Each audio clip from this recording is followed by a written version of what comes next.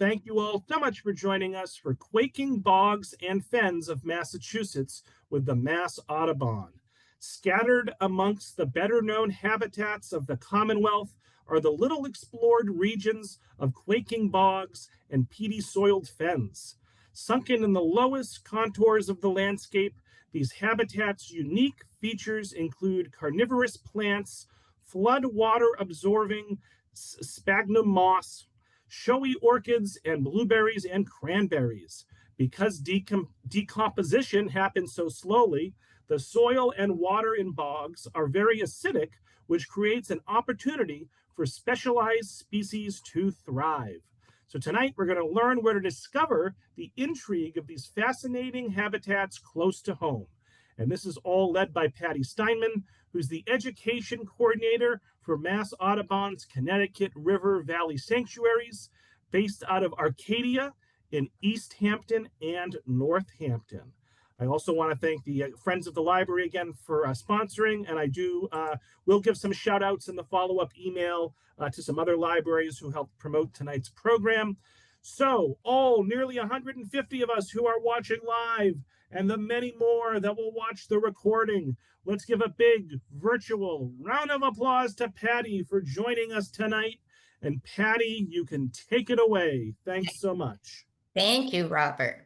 Okay, so thank you everybody for coming to learn about Quaking Bogs, which I have to say have to be one of my absolute favorite habitats.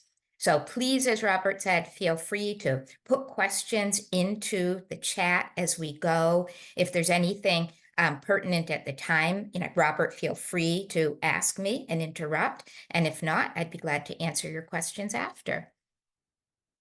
Okay, this picture over here, this is a bog, and this plant over here, it looks like like cotton, is because it's actually called cotton grass. Of course, it's not a grass, it's a sedge, which is related to the grasses. So we'll get into that in a little while. Just a few pictures of some bogs before we get into a little bit more details. I'll be talking a lot about one of my, almost all the bogs are my favorites, but the one that's closest to me that I do a lot of programs in, this is called the Holly Bog, which is in Hawley, Massachusetts. For those of you unfamiliar with that, it's a hidden little town, a small town near Charlemont, not too far from Greenfield on the Mohawk Trail. So this is what it looks like in the fall. And this is we're getting to almost the foliage season. So if you're in the Boston area, take a trip out here. It's absolutely beautiful. So we can't talk about bogs without talking about wetlands. So a bog is a type of a wetland. And a wetland is basically a land which is wet a good number of months or days during the year. So the water is usually at the surface level, and it has a high water table, and it can be dry, but it is wet for, again, a certain number of days during the year. So there's different types of wetlands. This one over here is a marsh, and the predominant feature of a marsh is the type of vegetation.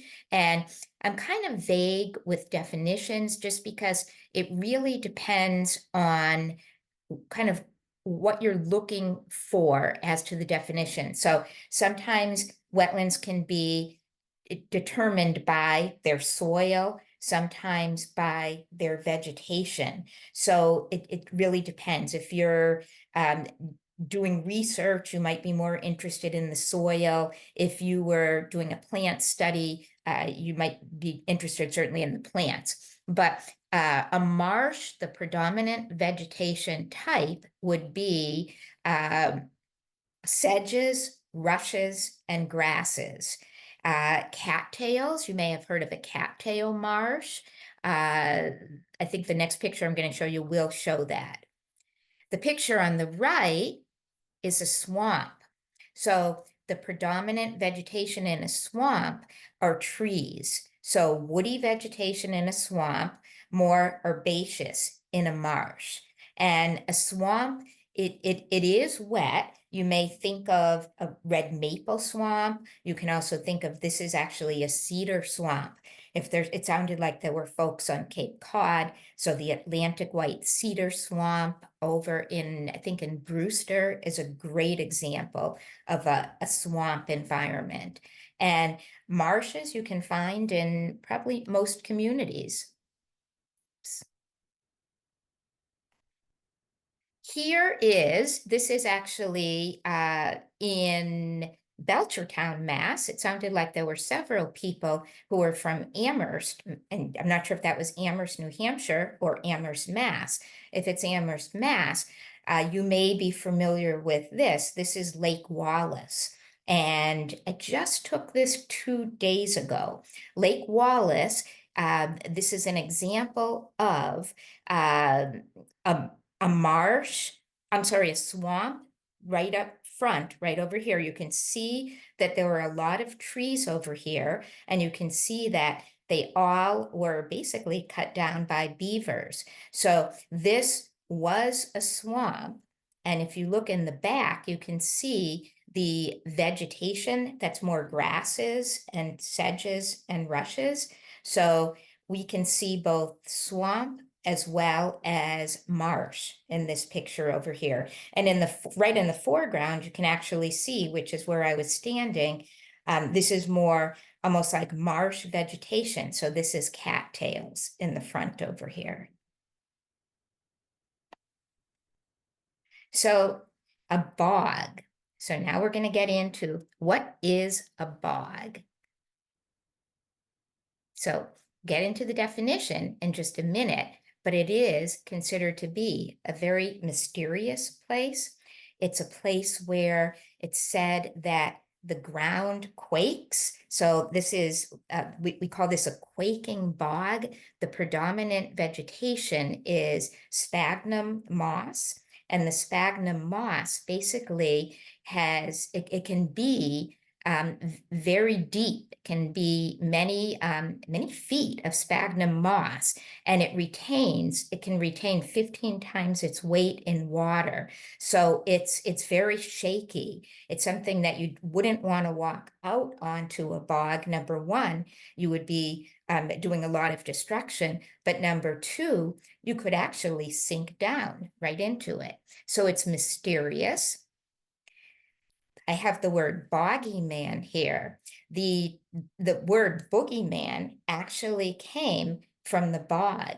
So in some countries, in many Danish countries, it was thought that people, this was a long time ago, that they were punishment was basically putting them in the bog, and then they would be there and they wouldn't decompose. I think Robert mentioned in the beginning that there's very little oxygen and thus very little decomposition. So if you basically had a death penalty many years ago in some of these countries, you were thrown in the bog, and then that was basically an example. And then later on, the term went from bogeyman to boogeyman. Bogs are also invaluable in understanding and helping to mitigate climate change. So bog soil is said to store 44% of soil carbon. So that exceeds any other vegetated habitat, including forests. So really, they are a huge carbon store. So again, great for helping us to learn how to mitigate climate change.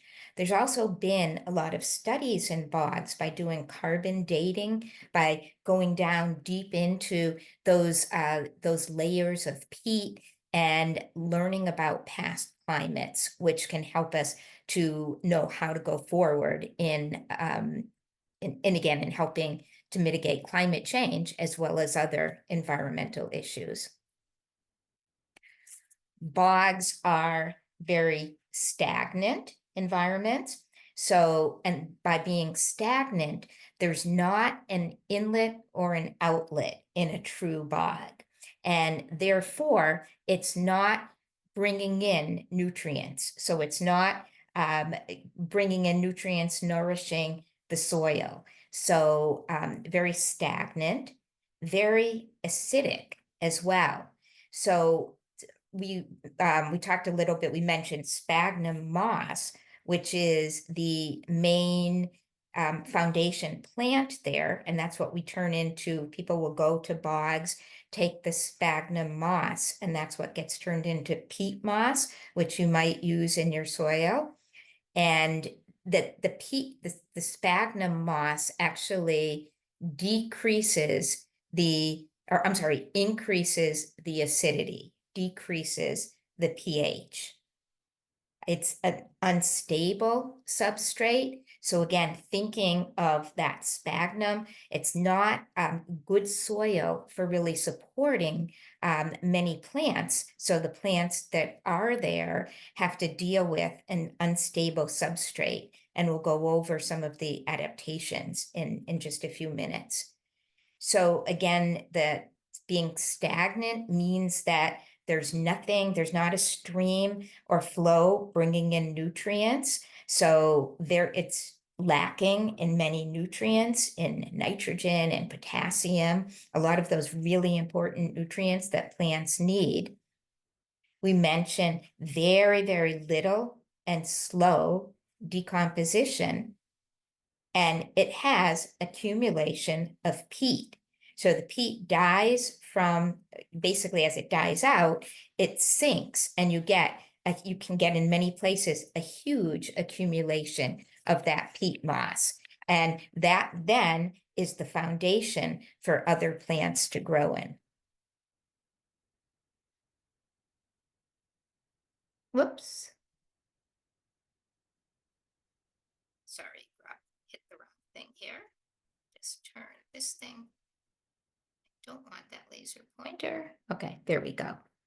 So you may have heard the term bogs and fens. In fact, anybody who's been to a Red Sox game has been to Fenway Park. Fenway Park at one time was a fen, so it was filled in.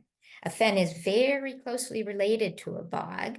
And this picture right over here, this is actually a fen. So here's the differences. They look very, very much the same. The big difference is that a fen will have or may have a water source that's feeding into it. So where the bog does not have any inlet or outlet, a fen can. So that picture that I just showed you, that was actually a fen. There's actually more fens in southern New England, and most of what we call bogs are actually fens. The place that I mentioned, Holly Bog, it really should be called Holly Fen. So there's more bogs that are found in northern New England. So if you think of Maine, if you think of northern New York, the Adirondacks going into Canada, Nova Scotia, that's filled with a lot of bogs and certainly some fens as well.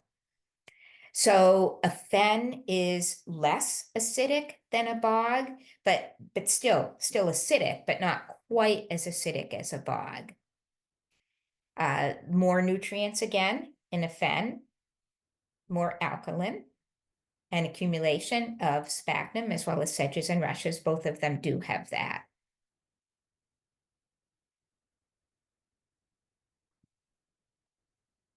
Bogs, and when I'm going to use the term bogs, and actually I do mean bogs and fens, but bogs are fascinating for naturalists. So they're wonderful places to go and explore.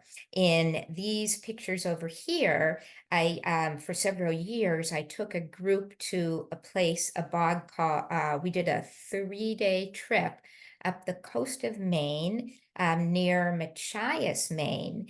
And this bog is called Quoddy Head State Park. So it is in near Calais in Lubec, Maine. So it is a wonderful bog to get to.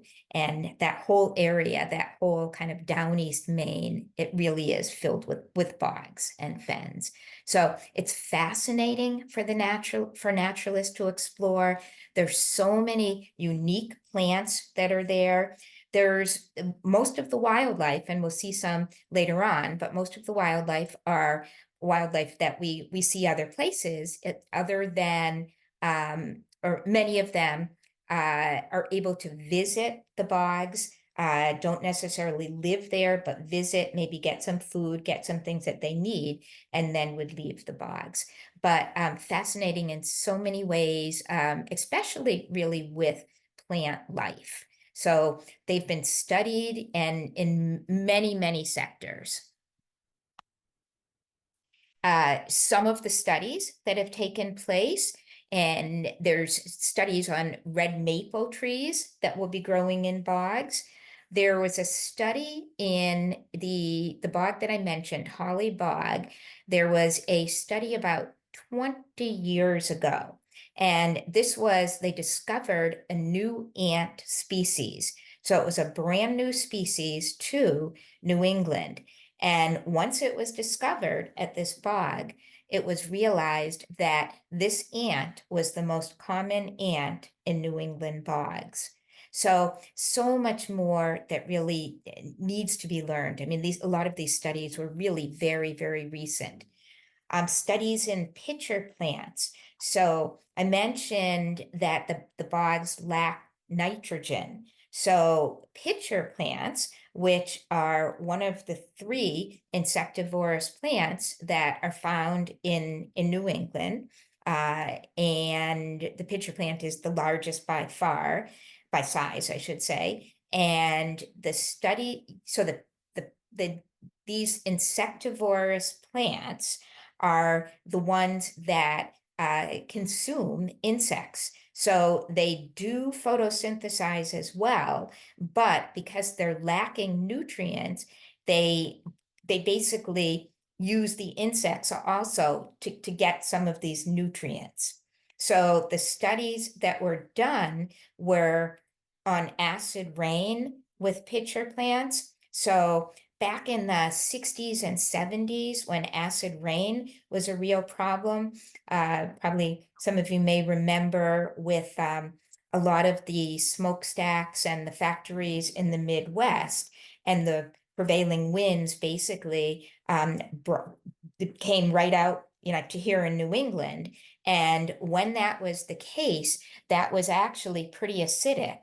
And the pitcher plants at that time, it caused the flower to get bigger because the flower was now looking more for pollinators, and the leaf to be smaller, because the leaf didn't need to be attracting the insects. So amazing studies, and I'm sure there's a lot more out there. So we'll talk a little bit about plant adaptations. So we mentioned the unstable habitat.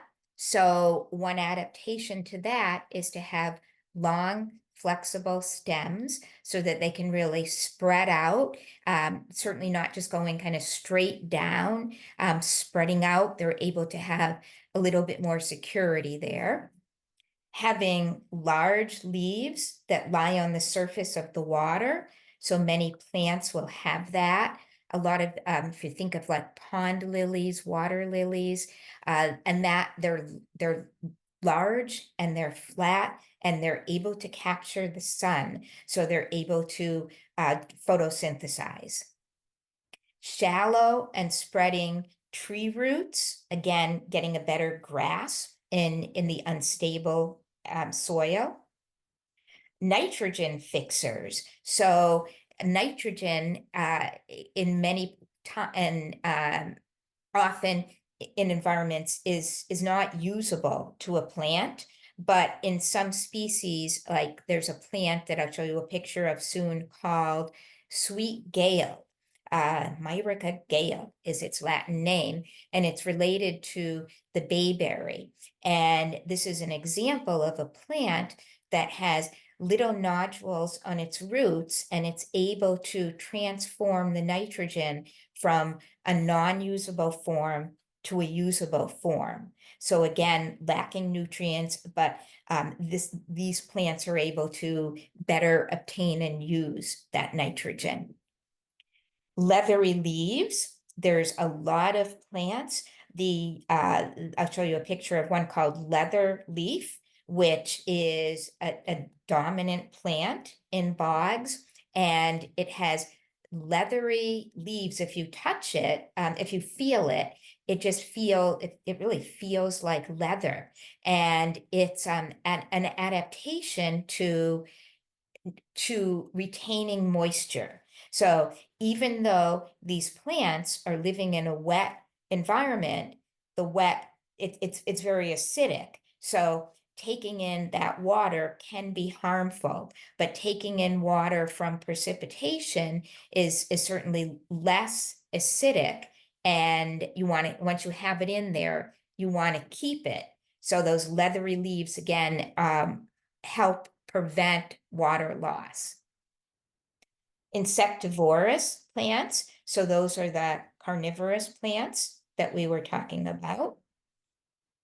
Mycorrhizal relationships. So mycorrhizal are the threads of a fungus, and there's actually a lot of fungus, a lot of cup funguses that you'll find in bogs, and many plants that are in bogs have a relationship with a specific fungus. So the fungal threads help them to pick up nutrients.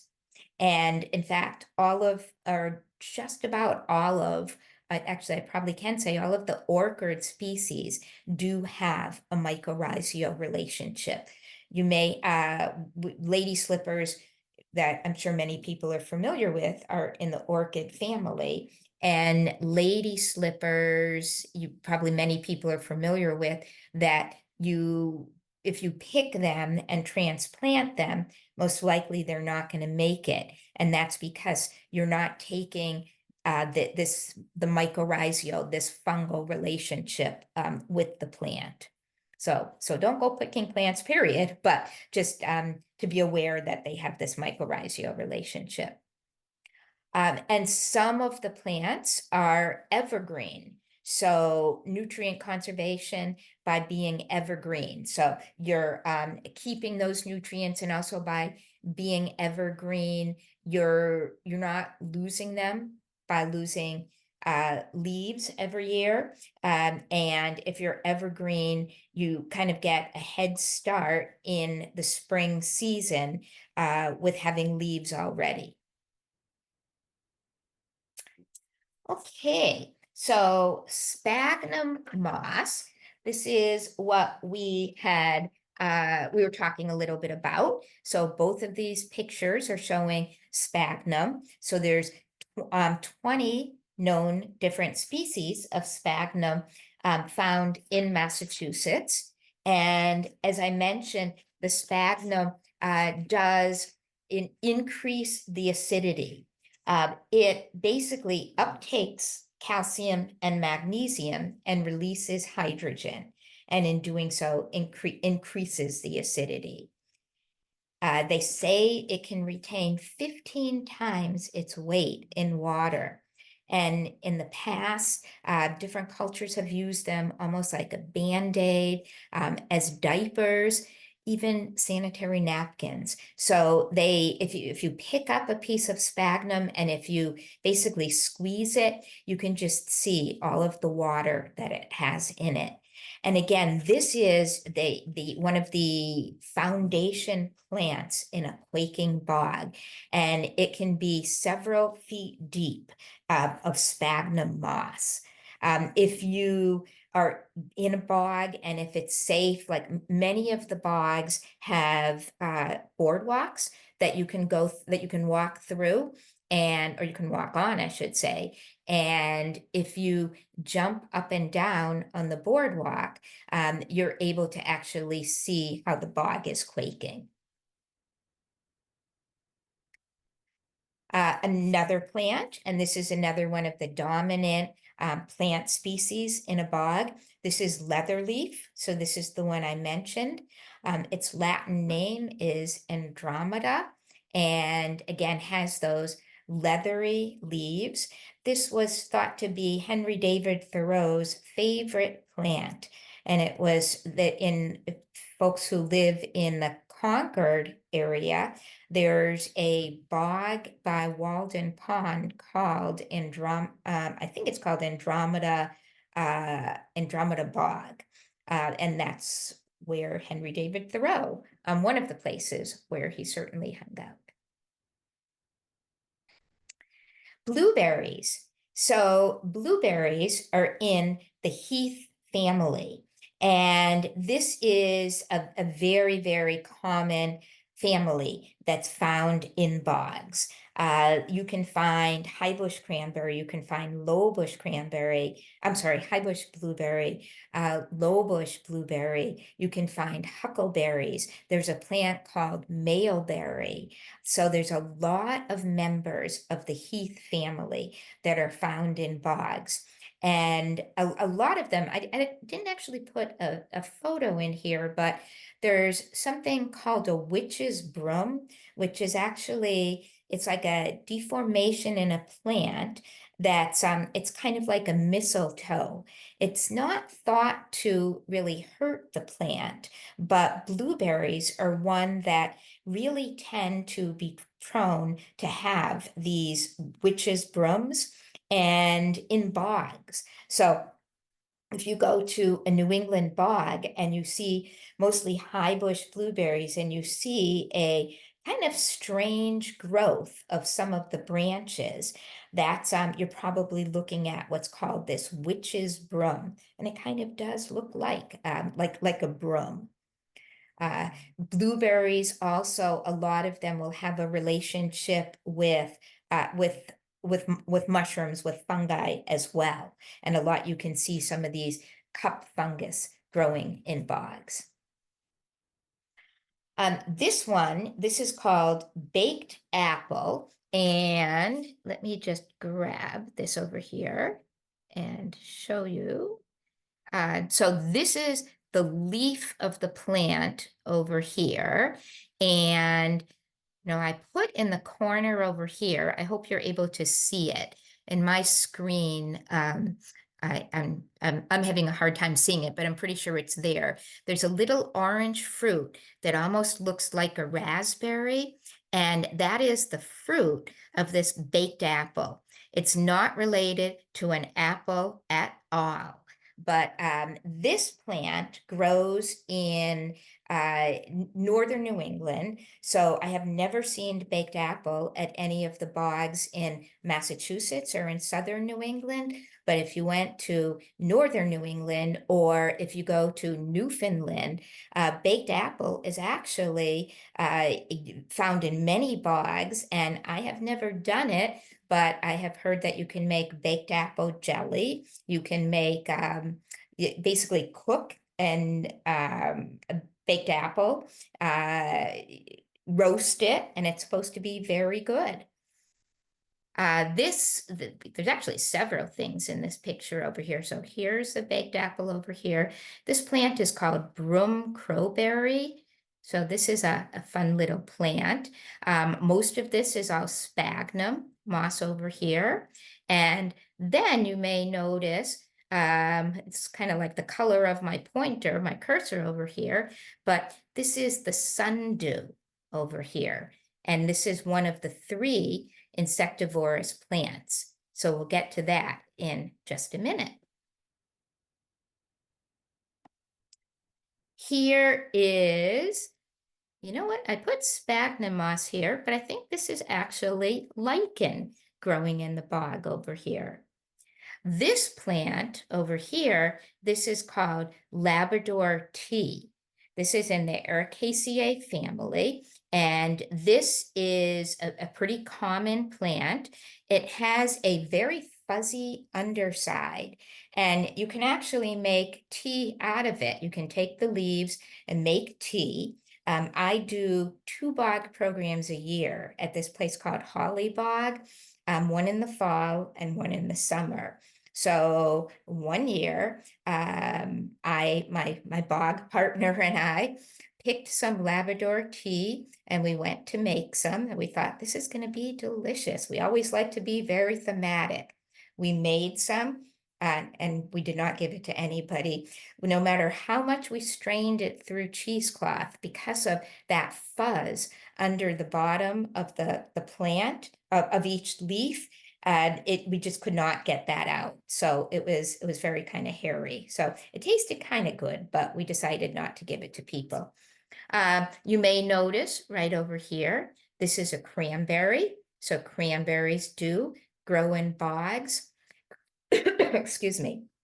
Cranberries used to be called craneberries because it was thought that the stem kind of looked like a crane, like a sandhill crane, one of the new species that are found in Massachusetts now.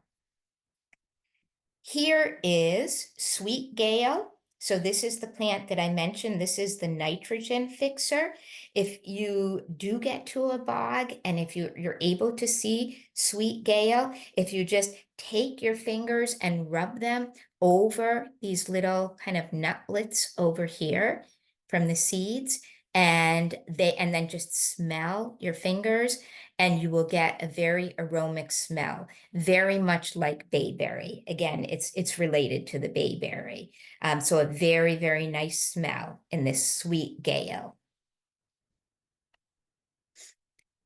Then the plant on the left, this is called swamp candles. So this is in the summer in the bog. It's beautiful, just kind of stands out, this beautiful yellow. The one on the right, this is the Labrador tea that I was talking about. So there's several that look very similar that are in the same family. I didn't put those in the slideshow, but there's Labrador tea, there's bog rosemary, and bog laurel. And I'm going to show you afterwards a few books which have some great pictures of these, and I would highly recommend.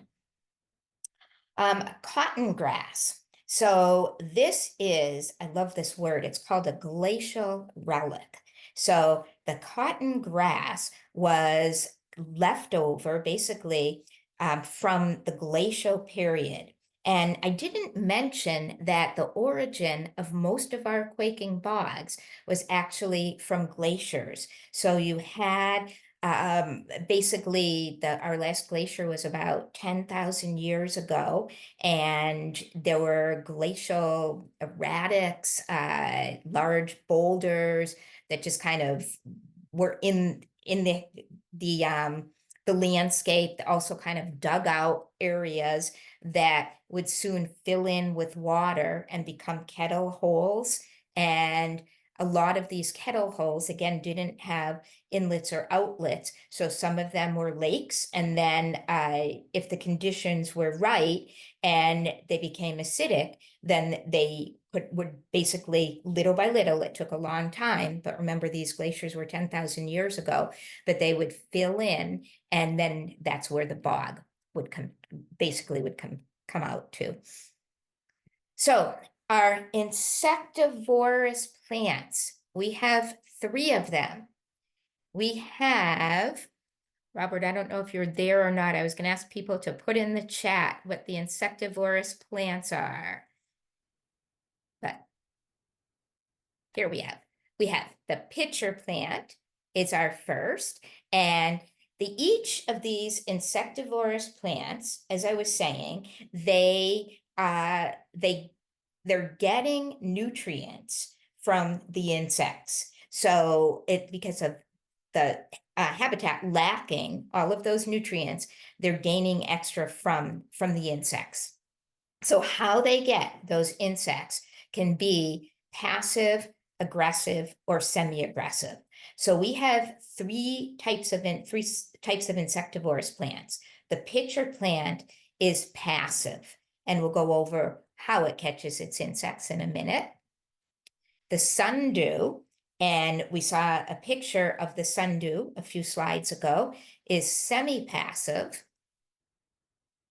and the bladderwort is aggressive.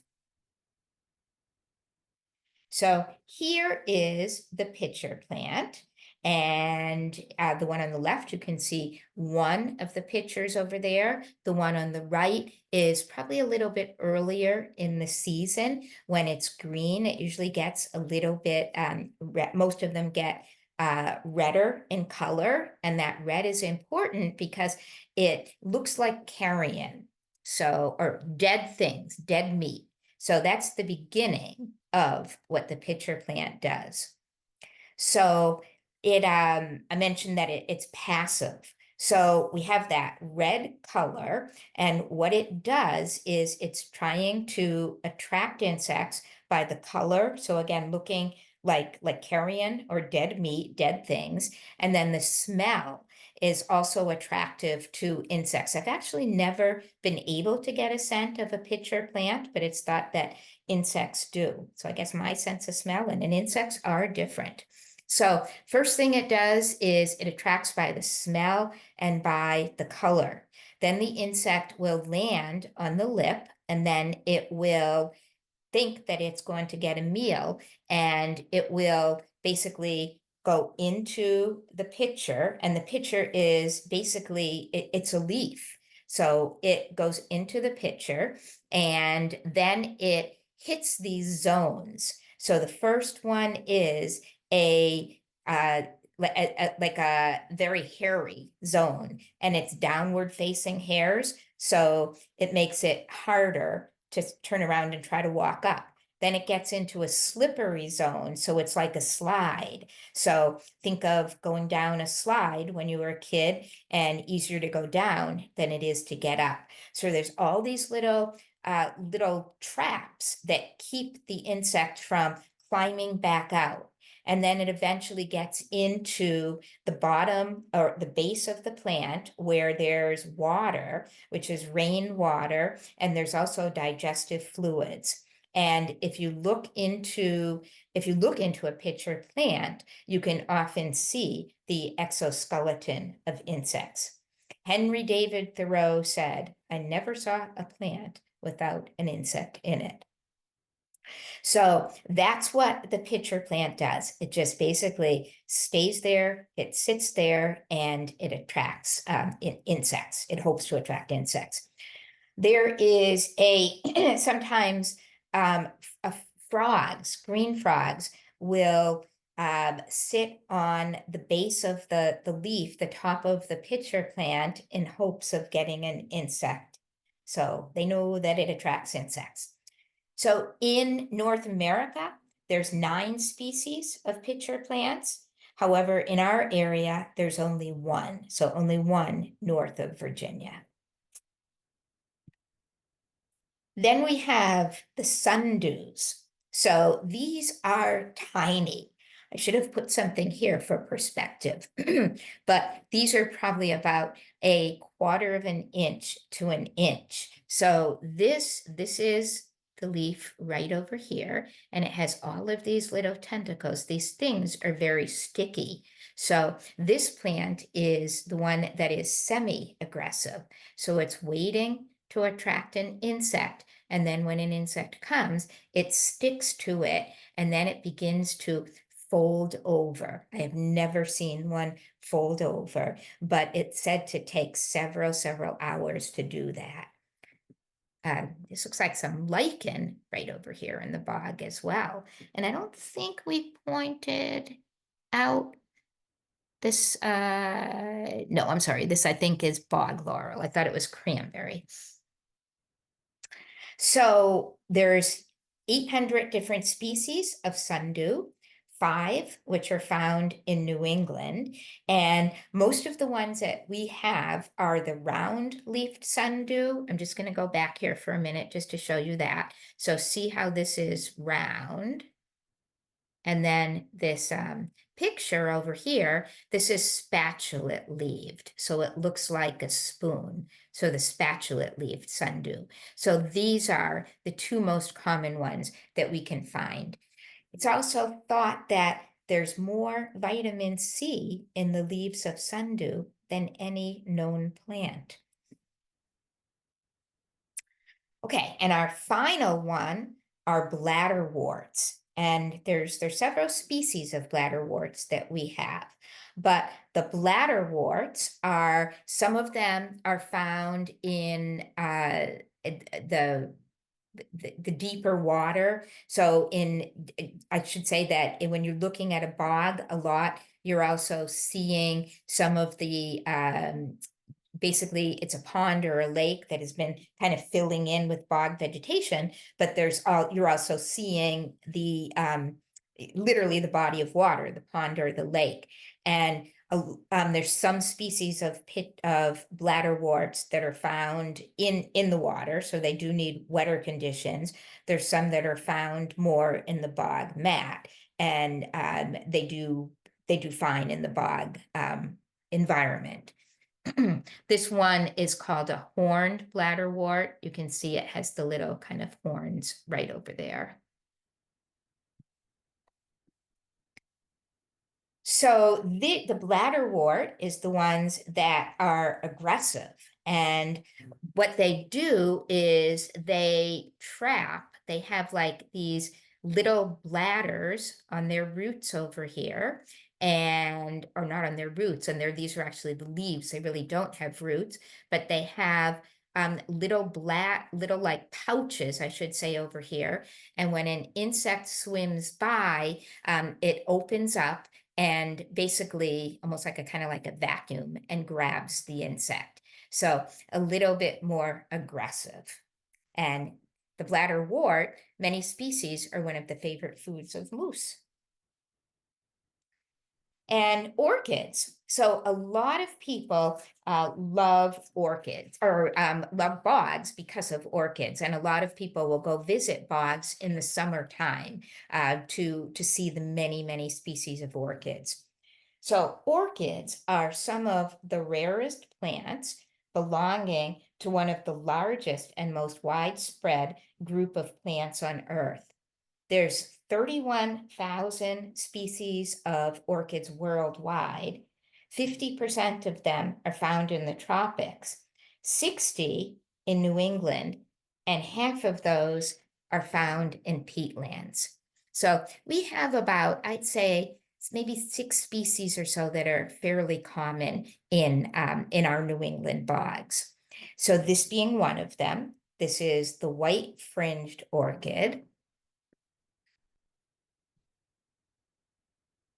Orchid seeds are tiny, they're very light, they are wind dispersed, so they definitely depend on the wind. They also depend on a fungus for their germination. And they don't have an endosperm or a food source, so the fungus basically helps them to germinate. These are, again, two of the other common ones that are found in bogs. And what I find is that each year, the species that you're going to find and the abundance of the orchids varies greatly. So some years you're going to find a lot of this grass pink over here. And the grass pink, you can see it's called grass pink. It can be magenta, it can be pinkish, it can even be white. The grass pink has like little upside down lip over here.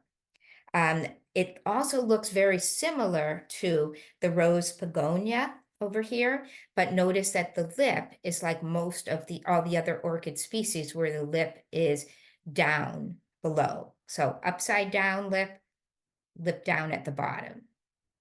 But these are both beautiful. If you went to a bog in, I would say, the first week, second week in July, and that's usually the prime time to find these species. Grass pink is usually a little bit earlier than the rose begonia, but sometimes that varies.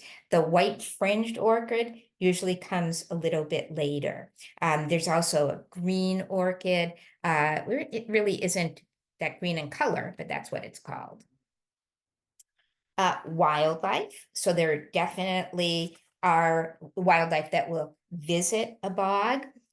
Moose may go to a bog. I mentioned that one of their favorite foods is bladderwort. So moose also like to go into wetlands in the heat of summer to cool off. They're definitely a cold weather mammal. So I've actually never seen a moose in a bog. I would love to, but I have seen moose prints in a bog.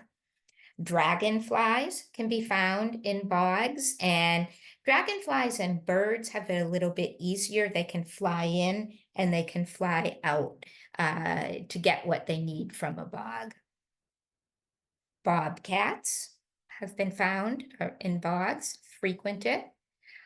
Bird species, this junco is it's a northern species. So we see juncos in southern New England in the winter time at our feeders, but you may know that they're absent in the in as nesters. They move to higher elevation, and so you'll find them in a lot of these higher elevation bogs.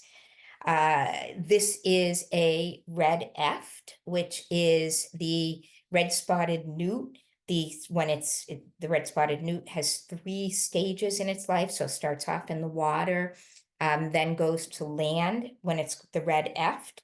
And this is what we're seeing right here. And then the 3rd stage, it goes back to water as an adult. But red efts can be found in bogs. This palm warblers are often found nesting in bogs. Cedar waxwings, there's a lot of berries. I mentioned all of those members of the heath family, the blueberries. Also, there's mountain holly and winterberry. This looks like crabapple. That's right over here, which was probably not taken in a bog. The green frog is probably the most common frog found in the bog. And this 3-toed salamander is probably the least common salamander in Massachusetts. And it needs to lay its eggs by sphagnum moss. So taking a look at bogs in Massachusetts, we have, we'll start over here on the Cape. So not a bog, but the Atlantic white cedar swamp. So a wonderful cedar swamp. I would highly recommend going here. So this is in Wellfleet. So it has a nice long boardwalk. And again, it's not a bog, but a wonderful cedar swamp.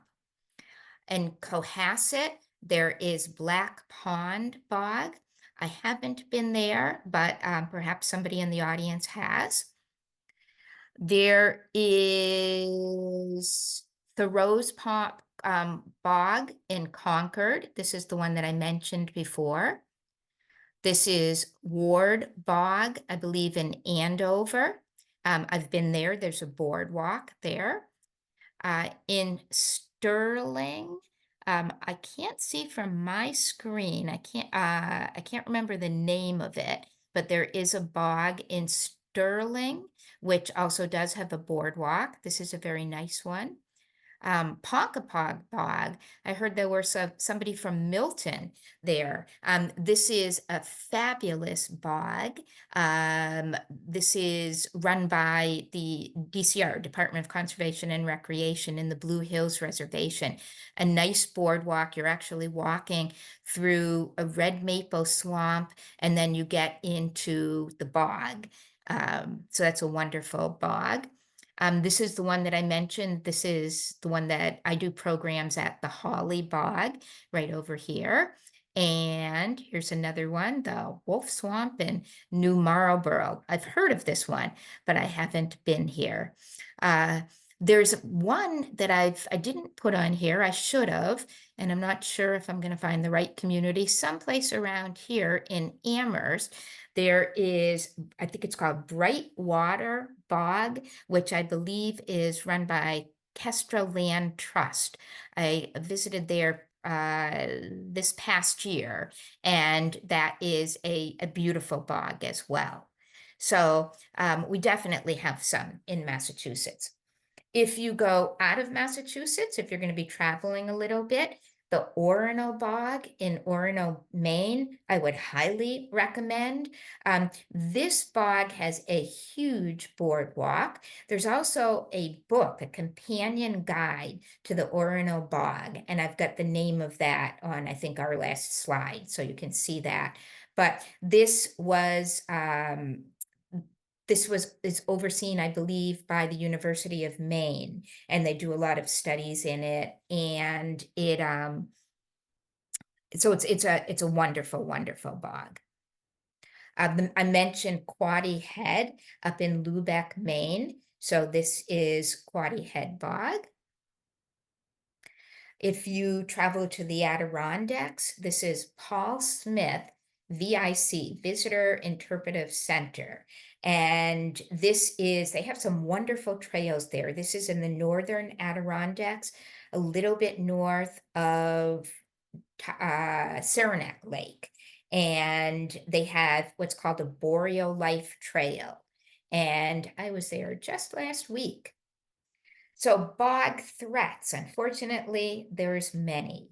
So invasive species. So if they get in there, it can be really tough. Fortunately, a lot of bogs are overseen by organizations that will have invasive poles.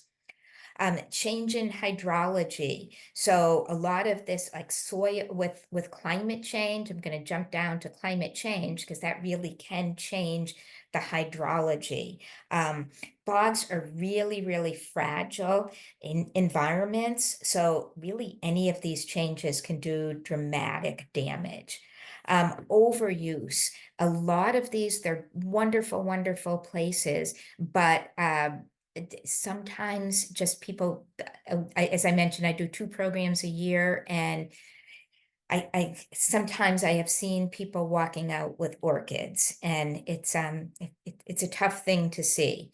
Mining, so we don't really have that issue in Massachusetts now, but in many places, in Danish countries, a lot were, again, they were mined for the sphagnum, so over mining, over harvesting, certainly not a good thing.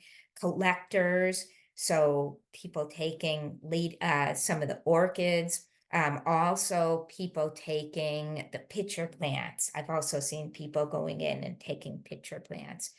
Habitat destruction, so one of the #1 causes of endangered species. So a lot of these things that we're talking about can destroy the habitat. Beavers have done damage to bogs, so they can flood it and change the hydrology as well. As we mentioned, bogs are great sequesters of carbon. They're great. They store lots and lots of carbon, so certainly great to keep around.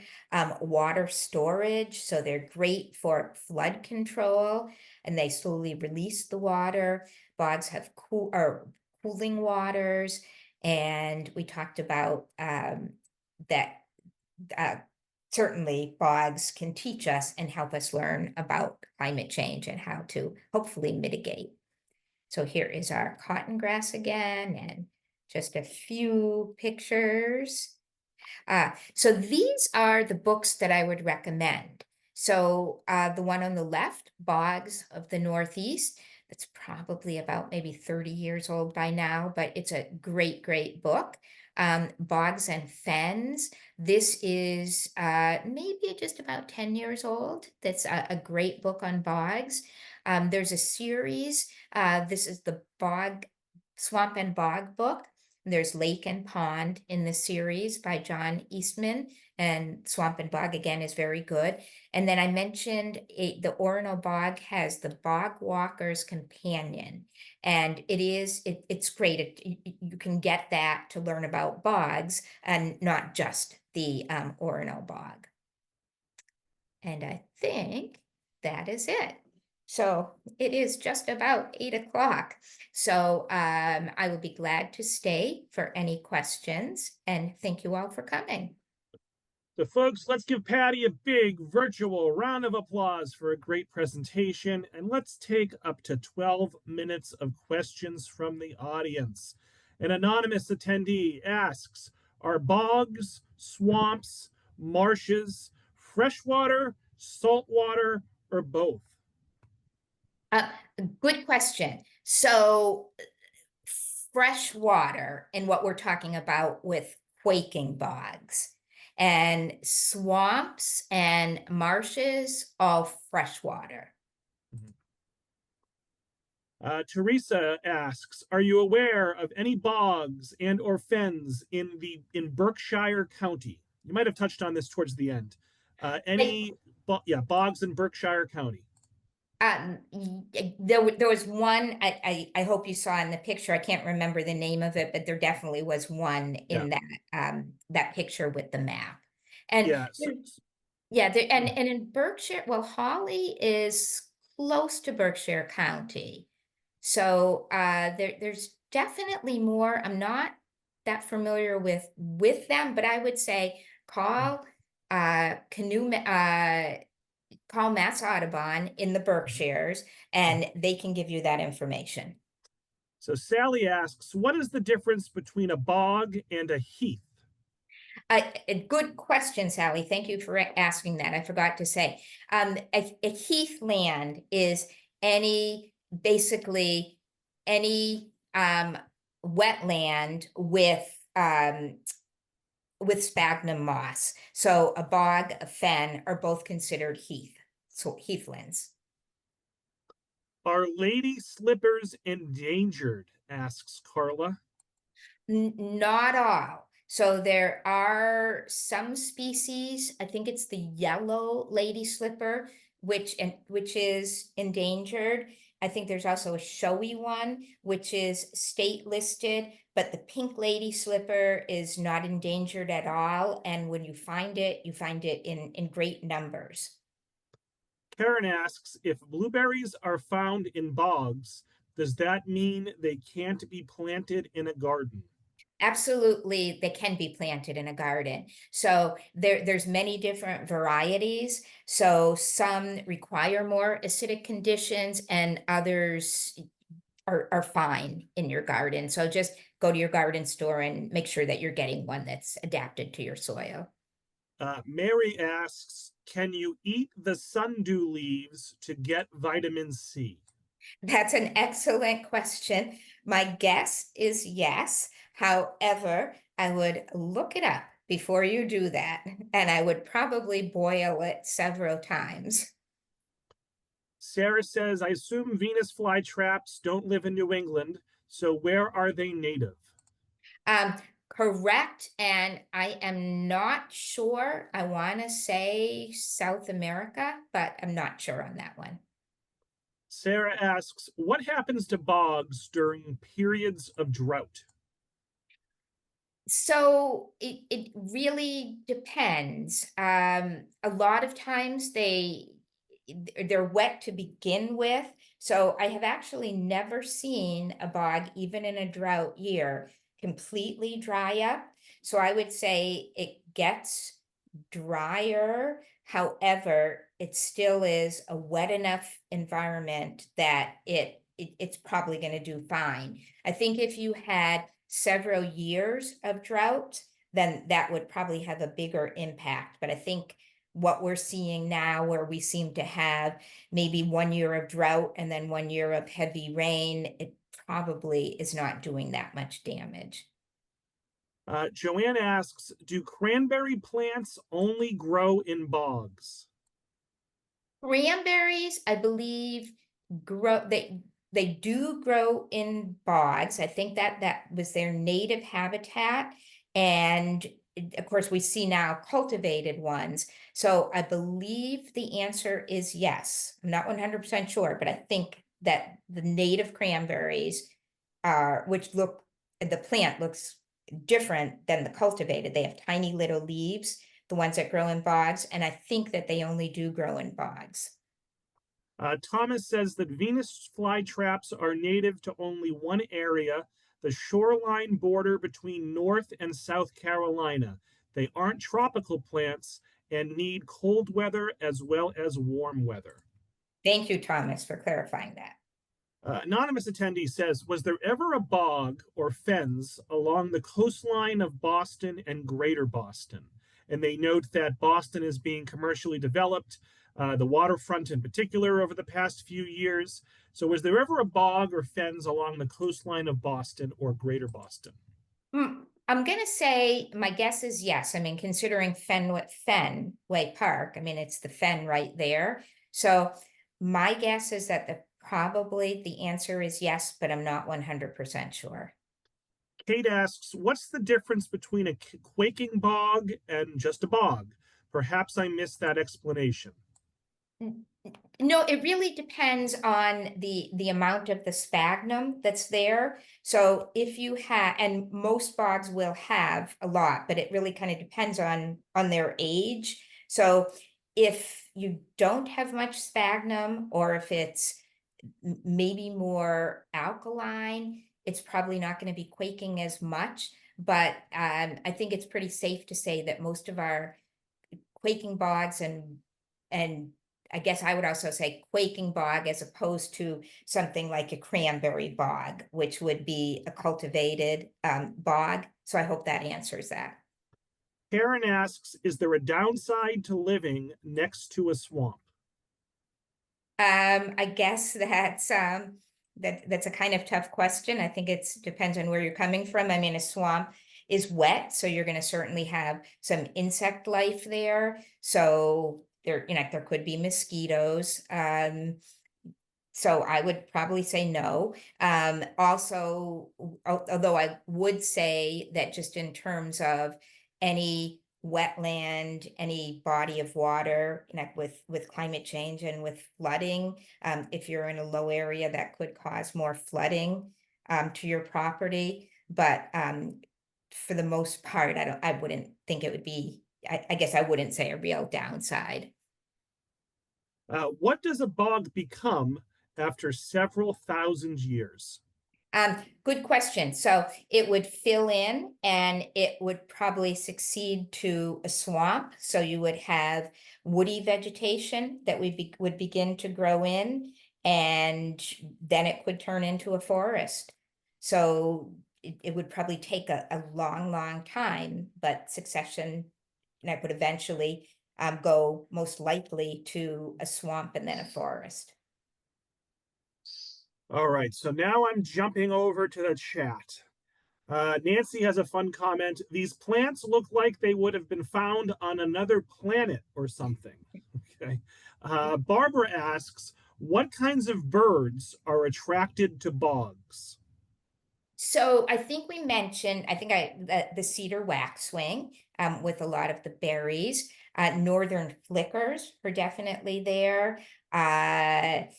Nuthatches are found in bogs. The palm warbler.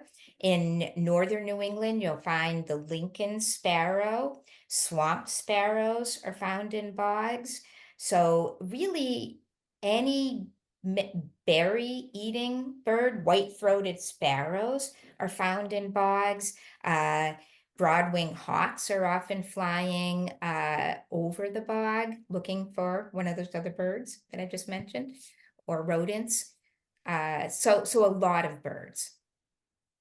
Do we need to be overly concerned about ticks or poison ivy in bogs? You know, I've never seen poison ivy in the bog itself. But that said, when you're going to a bog, you're walking through different habitats. So you're walking through often a swamp. is and woodland and then swamp. So look on the side for poison ivy. As I said, I've never seen it, and I don't think it would really do well right in the bog habitat, but certainly in the surrounding forest. Ticks, same thing. Really, I would say more the surrounding habitat than the bog itself. Catherine says, aren't there a lot of cranberry bogs on Cape Cod? Are those natural or farmed? Well, they were natural. I believe there were three states that had the highest cranberry production, natural cranberry. So I think it was New Jersey, Massachusetts, and Wisconsin. And in Massachusetts, it was all Cape Cod. So Cape Cod did have a lot of natural cranberry bogs, and now a lot of them are cultivated. Okay, we are coming down to the wire here. Nancy asks, are most bogs in northern climates? Many of them are. However, you will certainly find if you went into, I mean, yes and no. So you can certainly find them um, throughout the country, throughout in warmer climates as well. Um, in our area, we tend to see them, really in the north, but you can find them in the south as well. And we have a few folks recommending various bogs. Jeannie and April both recommend the oh boy, Ponema, Ponemah, the Ponema Bog in New Hampshire? Amherst, New Hampshire. It has wonderful boardwalks. Yes, thank you Yes, for saying that. yeah, yeah. All Did right. Last question, Patty. Anonymous attendee. Do the bogs freeze in the winter? they do. They get ice, and it's actually they're wonderful places to go to visit in the winter.